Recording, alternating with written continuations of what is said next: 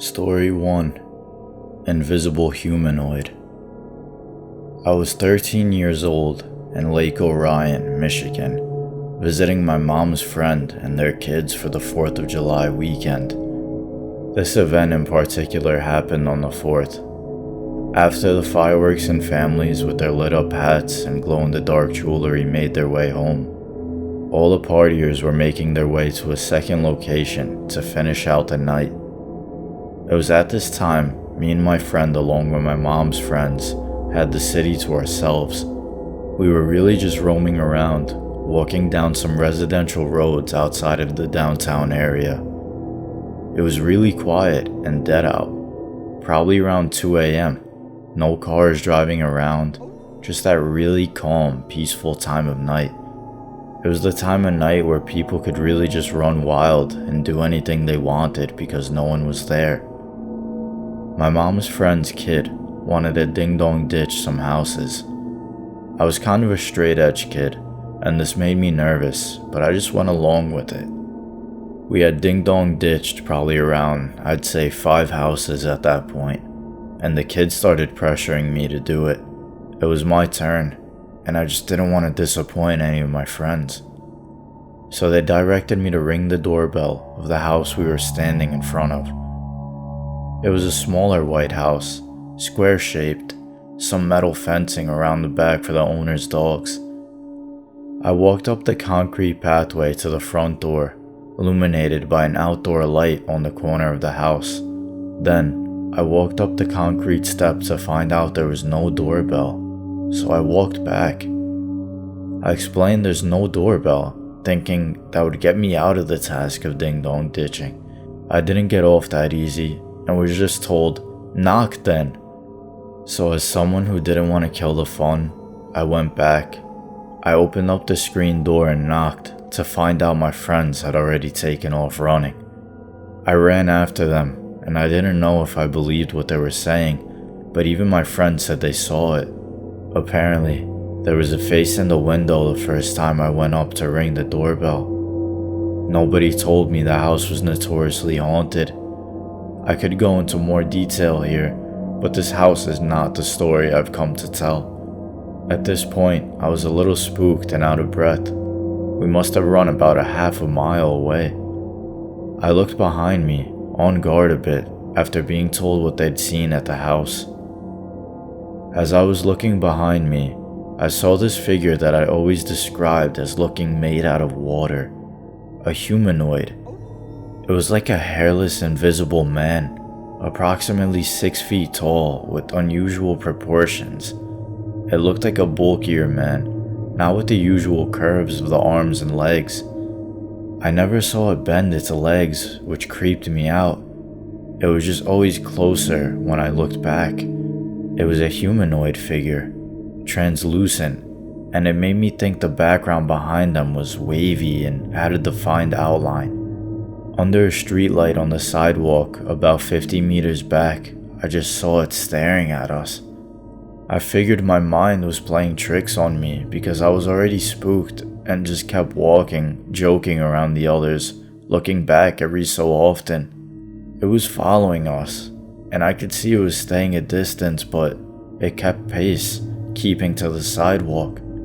My mom's friend's kid that wanted to ding-dong ditch houses looked to see what I was looking at, exclaiming to his friend, "Do you see that?" and took off running. My friend looked back and took off running with them, and I was again left running after them. We ran all the way back to his house, probably about 3 miles, never looking back until we saw the driveway. There was no sign of it behind us anymore. And it's crazy how far and how fast you could run with adrenaline like that. I've never been so shook or scared in my entire life. It really shook my entire being. I was scared for a while that I would see it again and find out it had been following me the entire time. At night, I'd still look over my shoulder behind me obsessively. It's been over 10 years now, and I've never seen anything like that again. And to be honest, I've never been able to find any other encounters like it searching the internet. I hope that whatever it may have been, isn't following us anymore, but just to know that I saw it creeping behind us makes me feel like it is. Story number 2, a deep woods residual haunting. Back in the early 2000s, I'd been walking my dog through a large wooded area in my hometown in Missouri. I came across a walking path that seemed seldom used, so I thought, why not?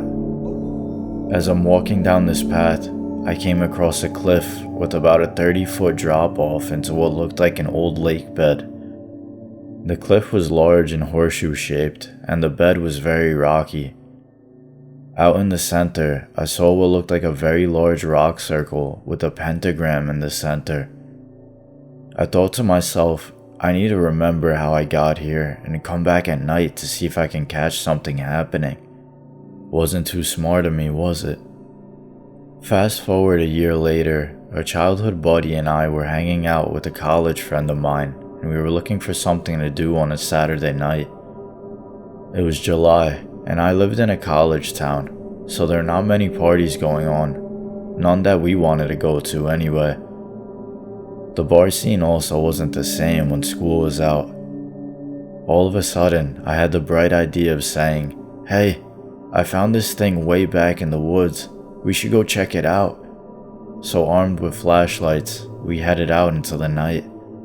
Now here's where the story takes a turn, because we never made it to our destination. We're walking down a trail fairly deep into the woods. It was about 1 a.m. and we began to notice that things had gotten very quiet. No bugs, no frogs, nothing. Up ahead of us, about 50 yards away, I noticed what looked like someone standing near a tree right where the trail starts to curve to the right. To be honest, it looked like a black mass, but it was as tall as a person, so I assumed that's what it was. I went to point my flashlight at it to see who or what it was, but as soon as I raised it, my light went out. I looked at the flashlight confused because it had brand new batteries in it. I then looked up ahead at the mass just in time to see it streak across the path and into the woods at what looked like light speed. My buddies and I just looked at each other for a moment and then up ahead towards the tree, unsure of what we just witnessed. We moved on, despite my college buddies' pleas. I told them, we didn't come all this way to turn back now. We got up to where the mass had been, and began hearing something running across what sounded like loose rocks. I assumed we'd startled some deer in a nearby creek and they were just running off. The problem is, the sound never faded. It was like the deer were running in place. After a minute or so of listening to this, we decided it was best to head back to the car. Things were just getting too weird. So we did just that, and we left. Now fast forward another couple of weeks, and I'm sitting in the parking lot after a work softball game telling this story to some coworkers. One of the managers who'd lived in this area his whole life looked at me and said very matter-of-factly, "You know what you heard, don't you?" I said, "No. What?" He began to tell me how that area had been a part of a nearby rock quarry in the early 1900s and that there had been a couple occurrences where blasting caps had gone off prematurely. He said, and I'll never forget this, "What you heard were those men trying to run out of the area before being buried alive." It makes the hairs on the back of my neck stand up even now, because thinking about it, it's exactly what it sounded like. And that black mass, I can only guess that it was also a worker running for his life before being crushed by falling rock. I've gone back out there a couple of times over the years, but have never heard that sound again. But that's okay, because it's a sound that has been burned into my memory, and one that I'll never ever forget.